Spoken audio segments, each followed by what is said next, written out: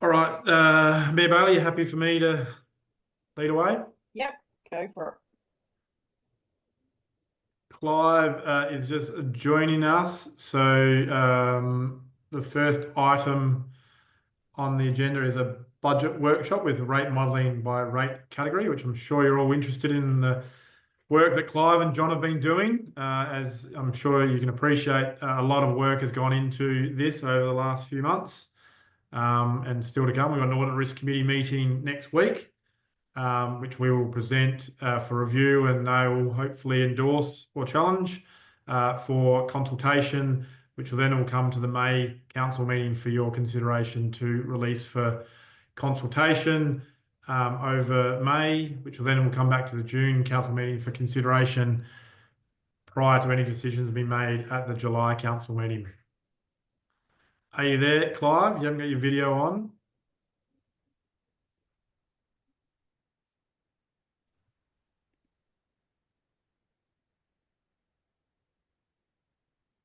How am I now?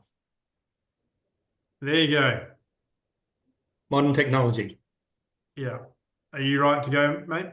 Yep, I'll just share my screen.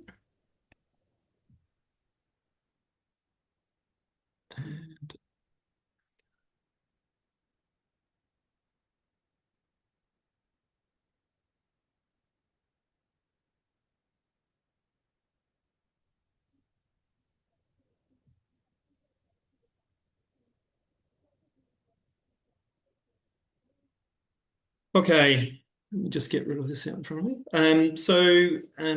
Just as previous long-term financial plans and budgets, we've strived to be financially sustainable in 2026-27. That's the basis of the preparations that have occurred also this year.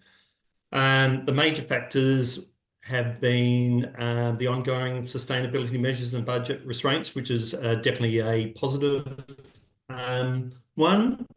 And this year, not only this year that we're in, I'm introducing full cost attribution, and obviously in the new financial year, I was able to include that as well. That extends to pushing out internal support services expenditure to external services to ensure that we get a total amount of what it costs us to provide a service externally. That also includes curbside collection, also community wastewater management systems. The total reallocation is approximately about $5.1 million expenditure. What we've also done is we're phasing in the first of 5 years whole of life costing as per SCO's recommendations for community wastewater management systems. So I suppose in that instance, there's two parts which are coming into, or two additional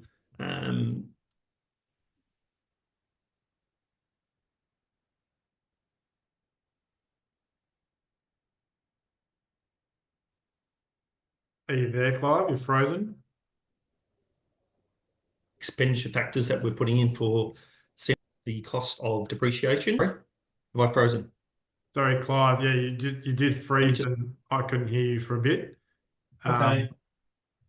So I'm just working off my phone. Let me just double check that that's still working. while Clive's doing that, just want to clarify the 5.1 million that he's referred to is total allocation, and so some of that is to external factors like swims and waste, but that it also might just be an allocation internally to the actual functional area that is deriving that cost.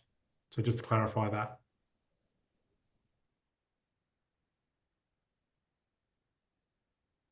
Is that any better? I'll just move my mobile phone. I'm actually working off my mobile phone,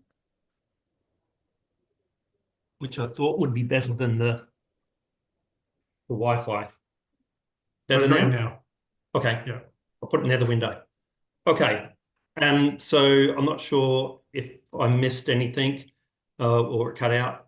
So basically, CMWS systems will have the first of 5 years, which we're phasing in the cost of depreciation, and also the full cost attribution, so pushing some costs back down.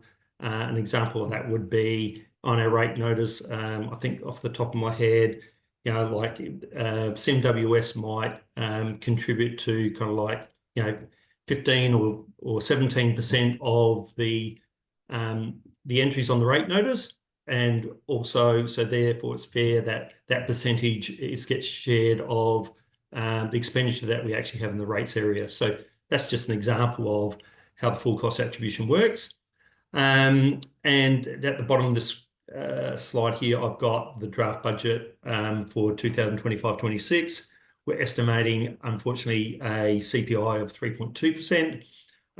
We require a 1.74% of sustainability on top of that. So that relates to or equals a 4.94% for existing properties. And we're looking at additional 0.5% for new development. So how does that compare to what we were projecting this time last year? In our current long-term financial plan on the slide on the left-hand side, I've got the figures what we were forecasting. We thought CPI would be 2.6%. Unfortunately, it's 3.2%. No one's got any control of that. So we've got an increase of 0.6% as far as CPI is concerned. As far as sustainability or adjustments, we wanted to have an extra 4.23% in 2025-26. We've trimmed that down to 1.74%. So we were previously looking at existing properties of nearly 7%, and now we're looking just under 5%. So a decrease of 1.89%, even though we've had CPI forecast has increased by 0.6%. So we thought that new development would be a lot higher, but hasn't come out that far. So I've had to kind of factor in that reduction of income as well. So instead of 1.18%, we're only looking at 0.5%. So previously, I was looking at generate revenue of around 8%, and now we're looking at 5.44%. So as far as I'm concerned, that's a fairly good news story, I suppose, in comparison to what we were looking at before. And so, Clive, we'll just pause there. You can go back to that slide to see if there's any questions, but just want to reinforce that we were looking as part of our long-term financial plan at a 6.83% increase in year 2, being this year, or the one we're going into. That is now projected with the same financial sustainability outcomes of getting rid of the sustainability increase in rate increases after next financial year and being in 2 years, sorry, Clive, and being in surplus in 2 years as well. So still meeting the same targets that we've had the whole time, but with a better outcome from a average general rate increase of 4.94%. That, I think, is testament to the work that both has been done internally from the staff around budget and savings and sustainability measures that we've made as a council to be able to keep tracking and where we want to get, but being able to reduce those rate increases, noting that 0.6% of that 4.94 is an increase in projection of CPI.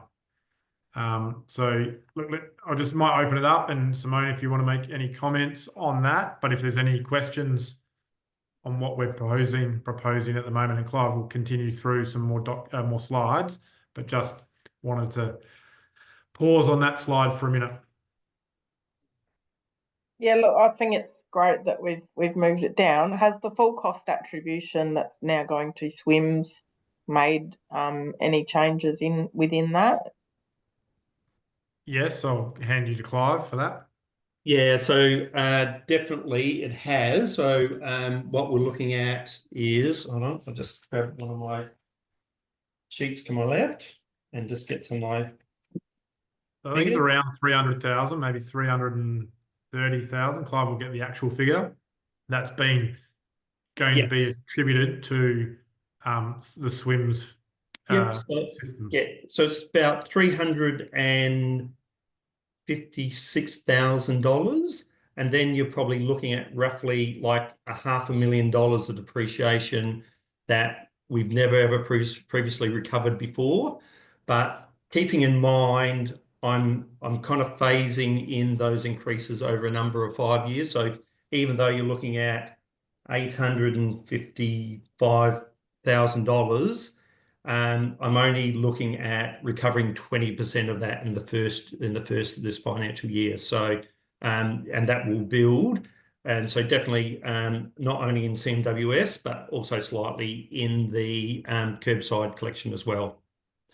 And just to make a comment on the depreciation side of things, so we had a SWIMS Section 41 committee, and their position was that we shouldn't be factoring in depreciation, which the SCOSA, not the SCOSA report that we received on financial sustainability, but their general conditions is that we should be factoring into depreciation. So we were working towards having every SWIMS scheme in surplus within 5 years, Clive, and we've been working through that. But now to factor in the depreciation as well is something that we've been working on. Yep. So that was always, we were trying to get in the first 5 years, try and get the all the CMWS in a cash positive surplus. But now you're looking at majority of the schemes would be like there's not very many schemes which are under 10 years except Kawira. So you're looking at a lot of the schemes which are probably they're kind of either entering into their midlife. So and there's basically no reserves in the schemes for those. So instead of hitting people up and saying, "Oh, look, you'll have to contribute $5,000 or $6,000 because your wastewater treatment plant is tired now, and we need to upgrade some of the pumping stations, etc." We want to build up a positive amount in each scheme, and so when those renewals come along, and I'll have that as part of my long-term financial plan, talking about how much future renewal there is in CMWS, and it's considerable. We've got $1.3 million scheduled for the new financial year. So, and I've factored in that probably we'll have to call on 90% of that, about $1.2 million, to be contributions from the residents. But in future years, we don't want to do that. We want them to be self-sufficient. We don't want them, and we're just really following SCOSA's recommendation that you should be recovering the whole of life. And the whole of life is not only the operating costs, but also the depreciation. Makes sense. Okay. If there's no more questions, I'll just move on. No other questions or comments on that? Happy for Clive to keep. I can't see everyone, so just yell out. Me, please. Can you hear me? Yep, go ahead. Yep. Okay, sorry to tune in late. I had it down on the wrong date. Does the CPI include the local government component, like 0.3%? And is there any CPI catch-up component in the CPI total? So, no, the forecast CPI is CPI. We don't actually use LGPI, even though that's an indicator for the local government sector. We've actually, and it was mentioned in our SCOSA report, that we've got a quasi efficiency levy because we actually don't use LGPI and we only actually use forecast CPI. Sorry, and the second part of that was There's no catch up.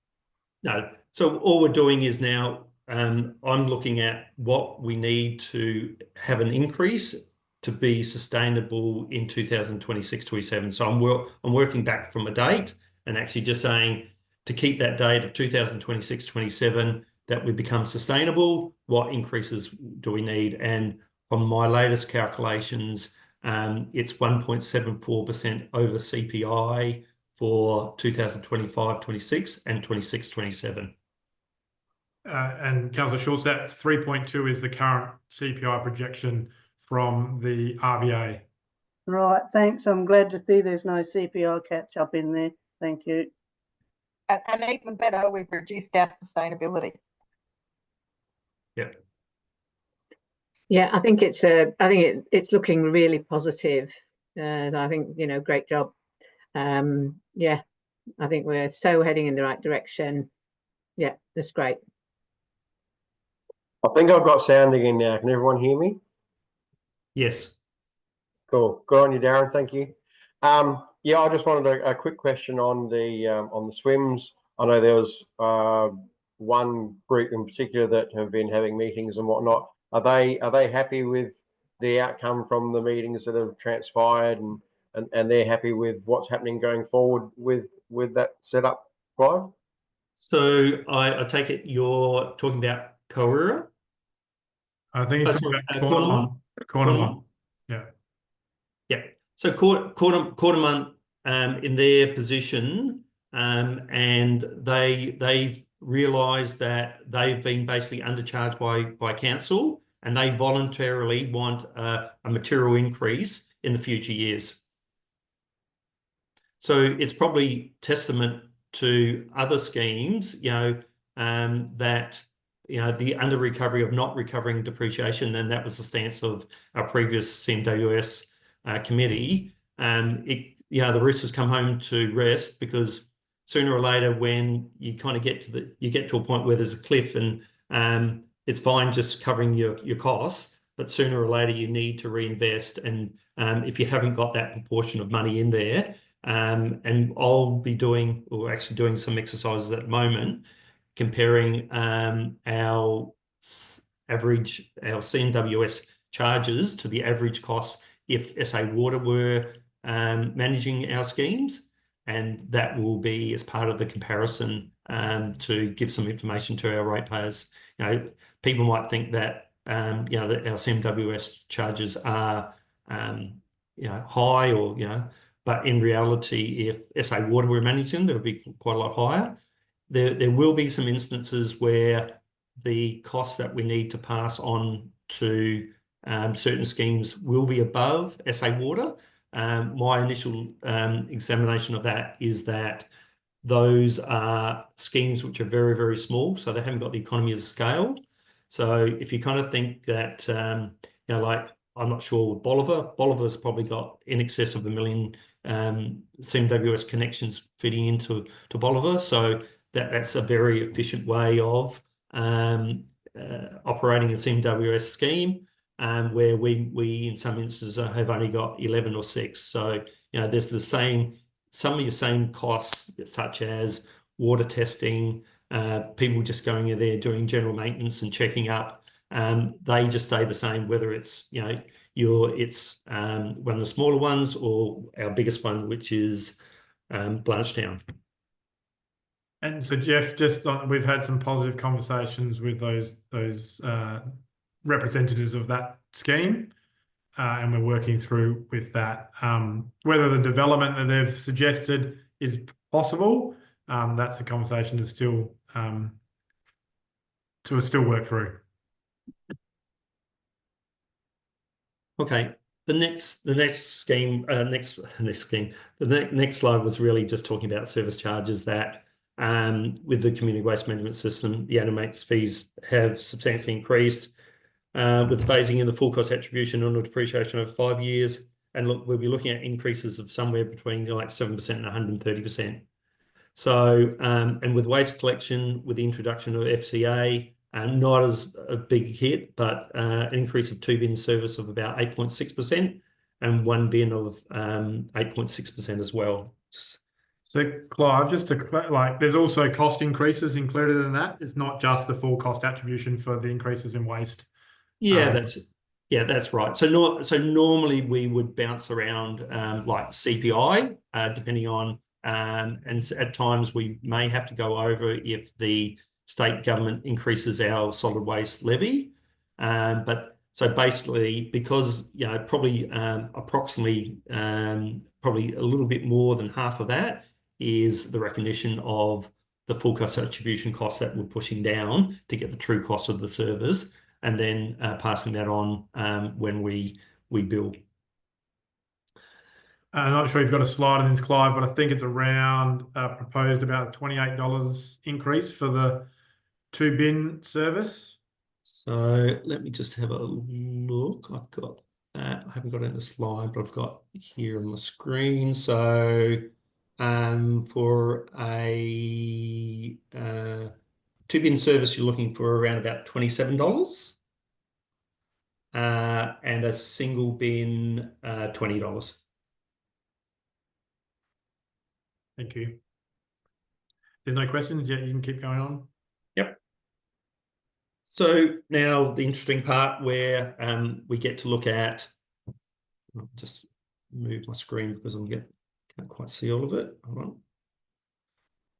on. By local government rating categories. And here's just a bit of a comparison. We actually did kind of see this information at the last meeting, but then I've kind of got some rate modelling to follow. So basically, you've kind of got this average increase, and in reality, the biggest increases are probably in the residential area and commercial office, and keeping in mind the others are pretty minor because they're low in numbers, and there's sometimes the average value per property, there's a bit of change in the number of properties because they jump categories as well.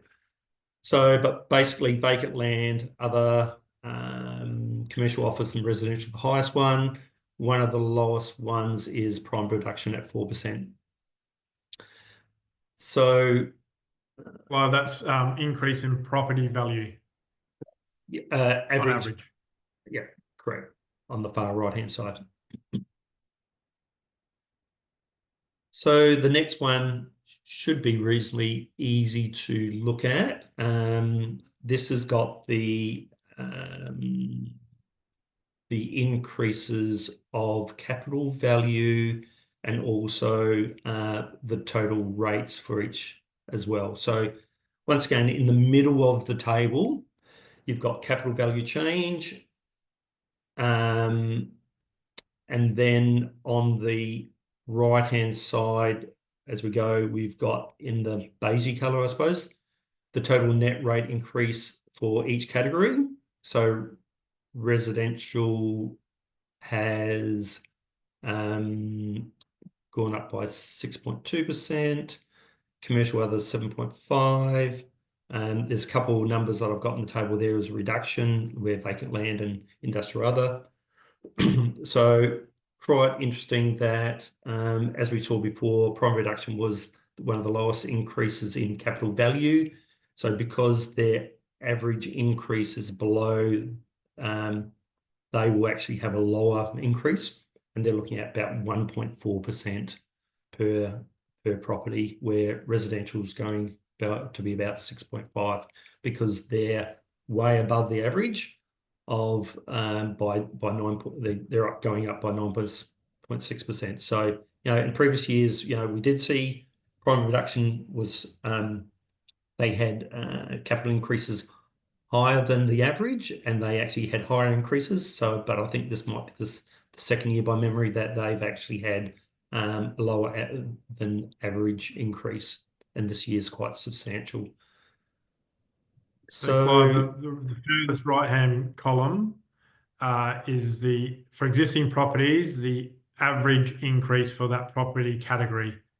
That's correct. Obviously, there'll be increases that'll be higher or lower, subject to individual property. And we'll provide you all these slides. But that's that's right. Average increase for each category. And the average, So if let's say, for instance, if I've got a residential property and my property, instead of going up by 9.6%, which is the average value change, capital value change, let's say it went up to 20%, obviously that property wouldn't have a 6.5% increase, it would have a lot higher increase.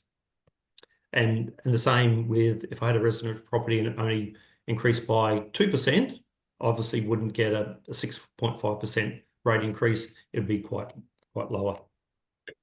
And the I- point so- there is, sorry, that we don't do the property valuations. Just to reiterate that we're provided the property valuations by the Valuer General. And people can object to that, but we base our information on external independent information. Sorry, Mandy. Yeah, no, that's fine. Yeah, so the vacant land, so the capital value change has been 16.6%. So but the rate increase is high, but not as high as residential. So is that because there aren't a lot of?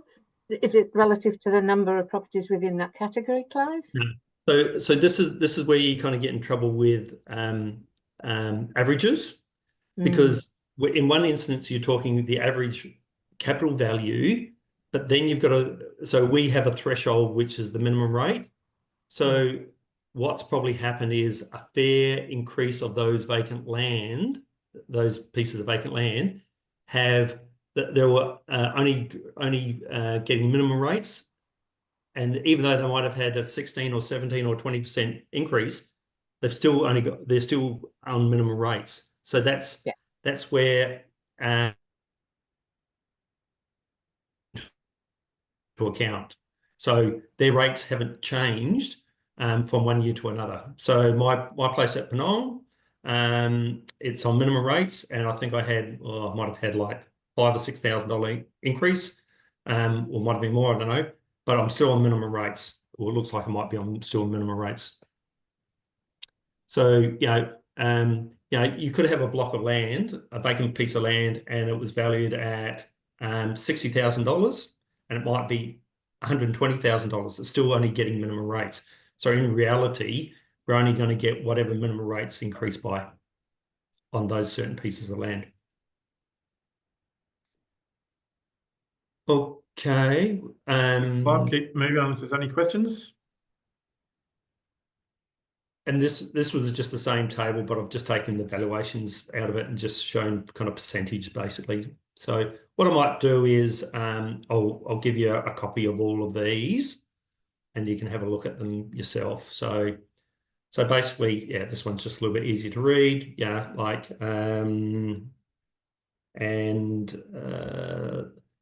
so we must have had some marina berths which went down overall. And some of those, the ones that went down obviously were above the minimum rate. Oh, sorry, I don't think there is a minimum rate. There is no minimum rate for marina berths. So, and we can't change the rate in the dollar. We've got to use the same rate in the dollar as commercial or industrial. But we could look at changing the commercial industrial, which would then increase the marina. But we have to do consultation, is that right? Sorry, so to change it, we'd have to go at public consultation as far as marina berths.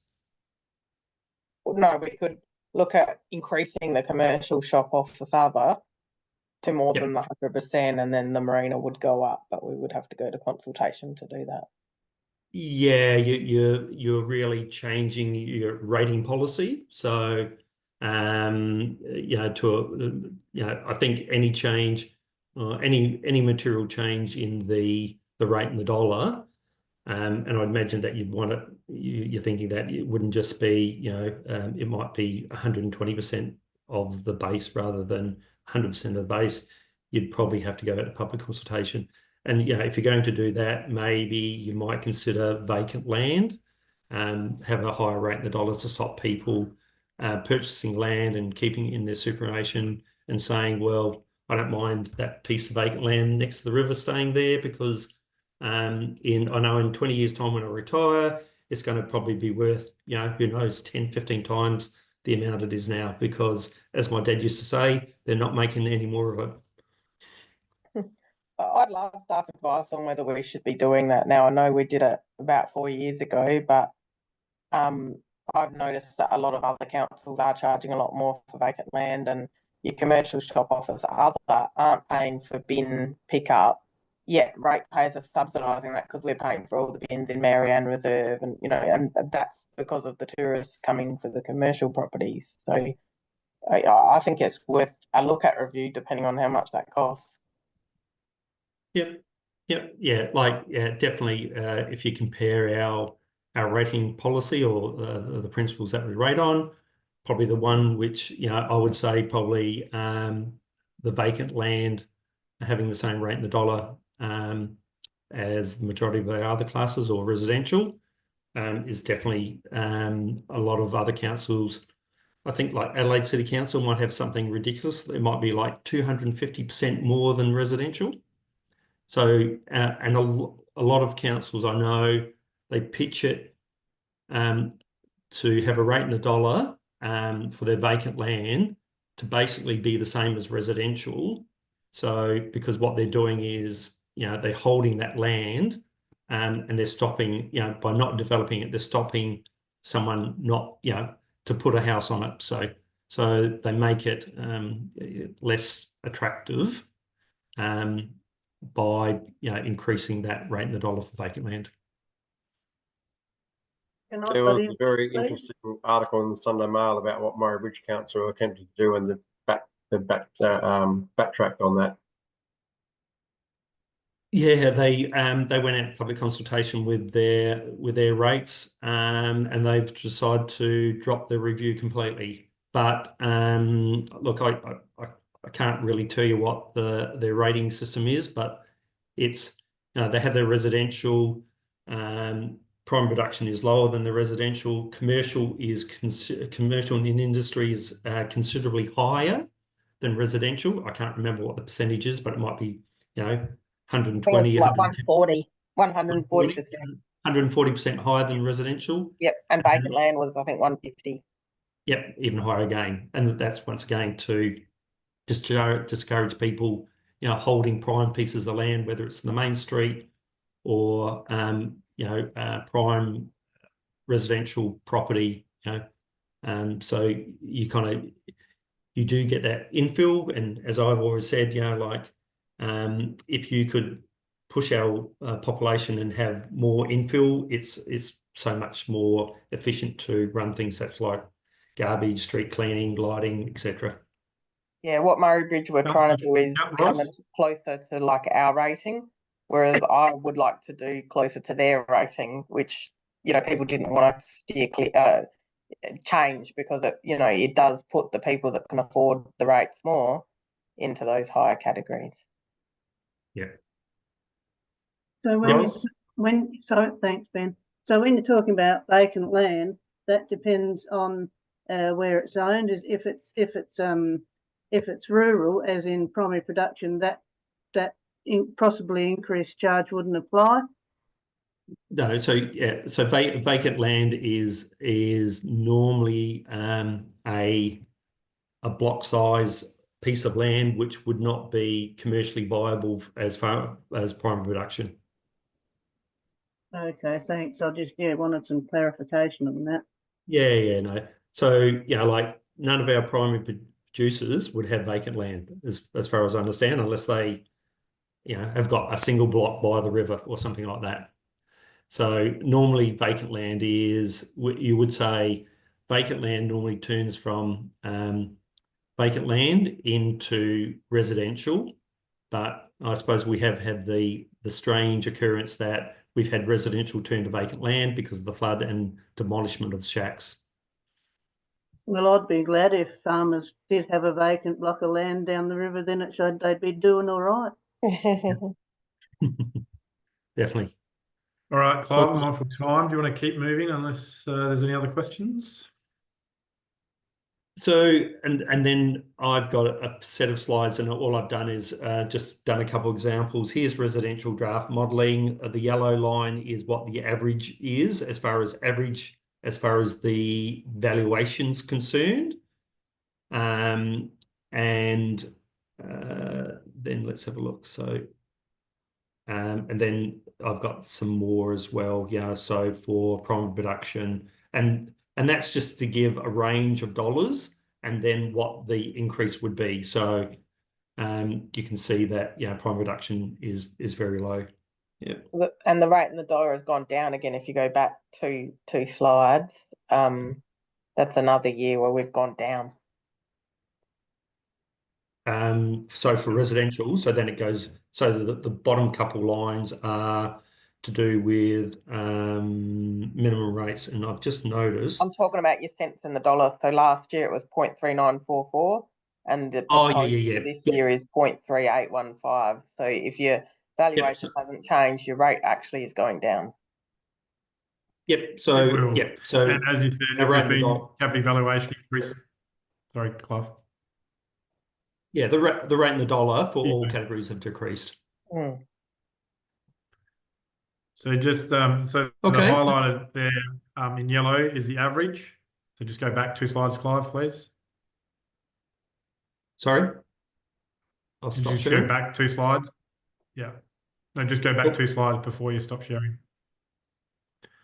So yeah, the highlighted yellow row is the average property value. No, sorry, one more, Clive, back. Thank you. And then so the average would be $107 increase of rates on that property value. And Clive will share that, and he's done that for each category as well, so you can see what the dollars are and the rates in the dollar. It just thank you, Clive. Just acknowledge the amount of work that has gone into that, because that has been a significant piece of work for John and Clive over a number of months there. Are there any questions to Clive on that? No, we'll share the slide deck. As I said, that and all the detail behind it will go to the Audit Risk Committee meeting next Wednesday, I think it is.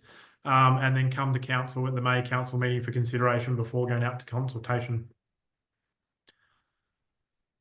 All right, we'll keep moving. So Gary is up next, and he's going to give us a presentation on service provision policy and schedule overview. Thanks, Ben, and afternoon, evening, members.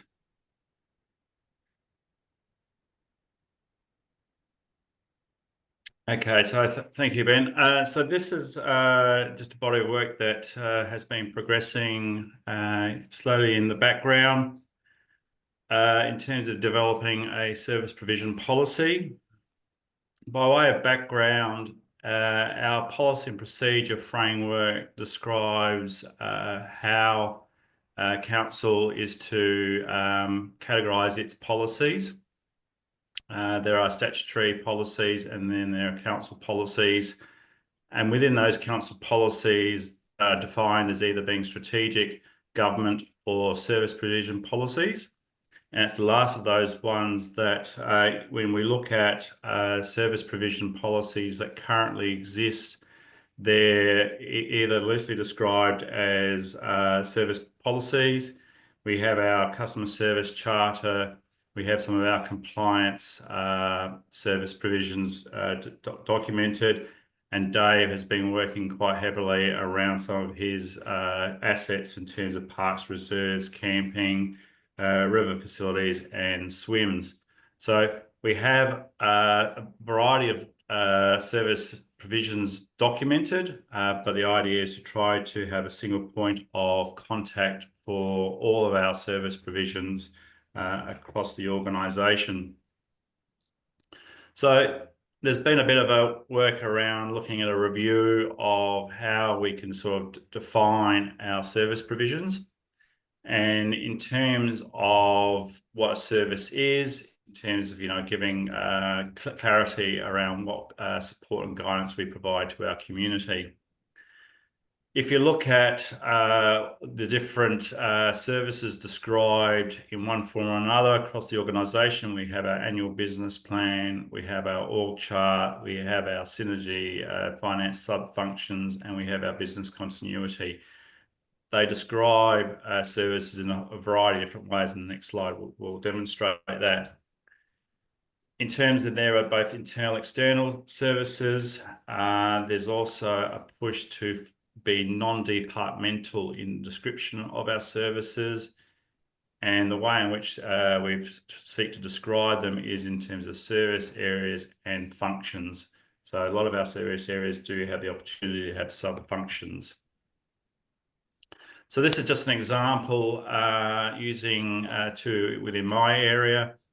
So if you look at the different plans and functions, organizational functions and the like, there's a variety of different descriptions for services, and in some instances there are no descriptions in some of these sources of information. So the idea was to try to consolidate into one cohesive list of service areas and functions for the organisation. So this was sort of presented to SNT a few months back as an early draft, and I'm just going to sort of flick through these next few slides just to show you an indication of what they are. So again, just high level headings for our service areas with sub-functions, if there are any, and not all service areas necessarily will have a sub-function. So this is trying to capture pretty much all the service functions that we provide either internally or externally to our community. And in some instances, because it is non-departmental, there will be shared responsibility for some of the functions. And notably on this page here, the statutory planning and statutory reporting is an example where multiple departments have responsibility for delivering outcomes. So the policy, the draft policy as it is, outlines some objectives, and clearly what we're trying to do is articulate the purpose, the standard and desired outcome of the service, whether the service is statutory or a discretionary service, what is likely future cost and resources associated with the delivery of the service. So this comes back to Clive's task of trying to look at full cost attribution. So part of this exercise is to try and work out what is the true cost of each of the services that we provide.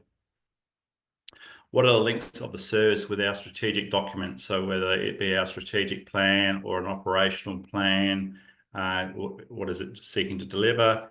And in terms of then looking at the intent of the service, the service model, and then ultimately the level of service. To support the policy, the idea is to prepare a service provision schedule, which will outline all the services and the provision standards.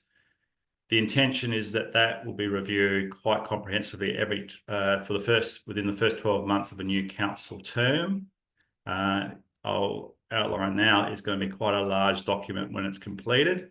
So you'll see just by the examples that I'm going to give how big it will become.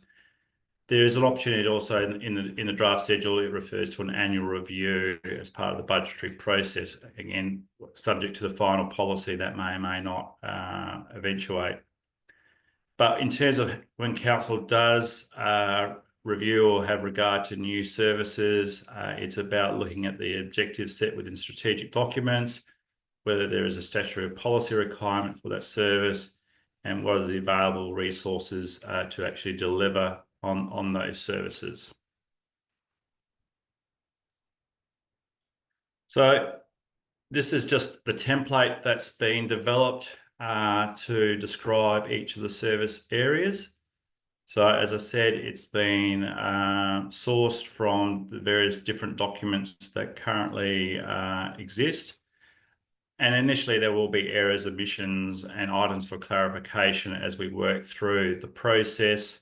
And that's again why the notion that there will be an opportunity to refine and improve the document as part of the annual budgetary process going forward. So it's just to take you through an example of what it may look like. So using committee as an example, so there's a service outcome description, the link to the strategic plan, any operational plans that may exist, what sort of performance measure we would like to sort of link to that service, or if there is appropriate. Again, like I said, whether the service type is statutory or discretionary. In terms of business continuity risk, if there was an event of a disruption, you know, how essential or critical is the service, and what is the outage period that would be acceptable for that service to be down. In this instance, then in terms of departments and business units responsible, then legislative bylaw and policies and procedures that help govern that service. So in some instances, there may be state policy or procedures that govern the delivery of the service, or council's own other policies and procedure documents and bylaws or legislative requirements.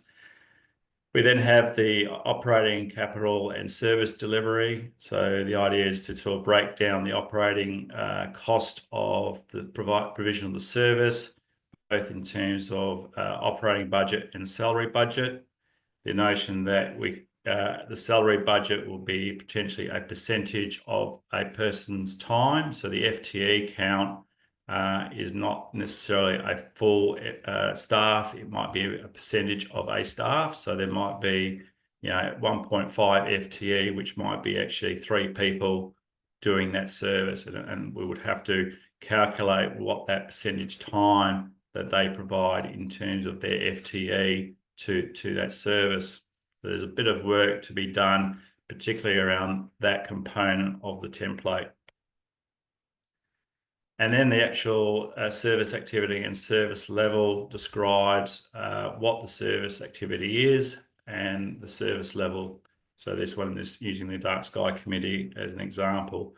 In some instances, particularly in my regulatory area, those service levels are set by legislation in terms of development application timeframes, wastewater timeframes, things like that. So in some instances, this will clearly document what are the statutory timelines for service delivery.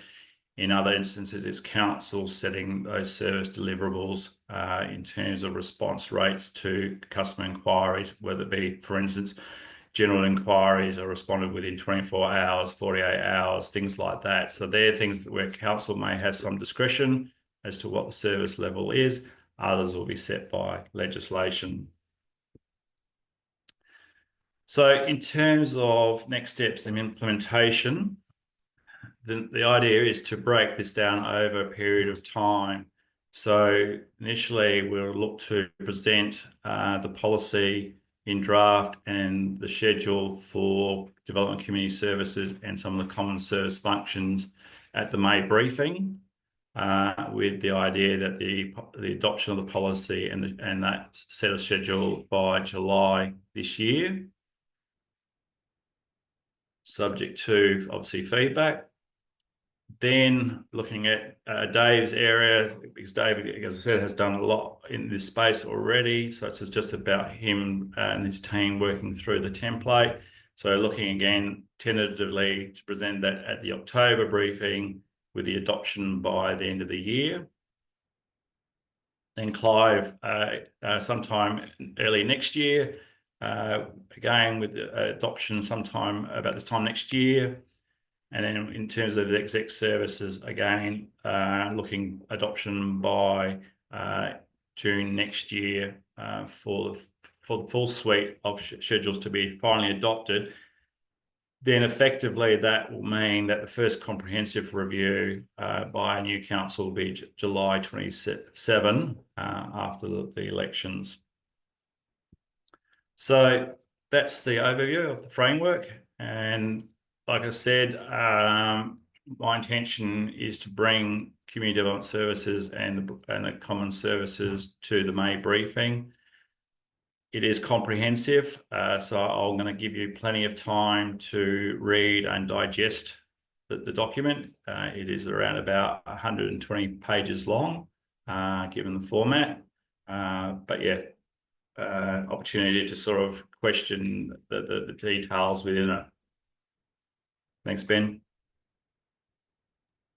Thanks, Gary. Any questions on that? And today is obviously just an overview of the concept, what we're trying to achieve, which really understanding what services we are, who's running them, why we're doing it, the costs associated with that. So, you know, for example, if council wants to go, well, waste, this is how much that service is costing the ratepayers in that regard. So a lot of really good work being done, and I think it will be a really positive tool for us to be able to review, Gary. Yep. Any questions on that? Lot to take in. I think I'd like to read the full document before I make comment. Yeah, it'd be good Feel to like see reading the for you, detail. Mayor Bailey. It'd be Yep. good to see the detail, definitely. Yeah, definitely. I mean, like I said, today was purely just to give you an outline of the framework, the logic behind it. But ultimately, yeah, I'll give you plenty of time ahead of the briefing to, review it. So then that way we could walk through each of the service areas, and if you've got any concerns about what's been suggested, proposed in terms of the detail, we can work through that and refine it. Thank you, Gary. That is the end of the agenda items. If there's any specific questions relating to the agenda or of strategic nature, happy to. Yes, Councillor Warhurst. No, talking to someone else, not us. Yeah. No one. Well, if not, then thank you for your attendance.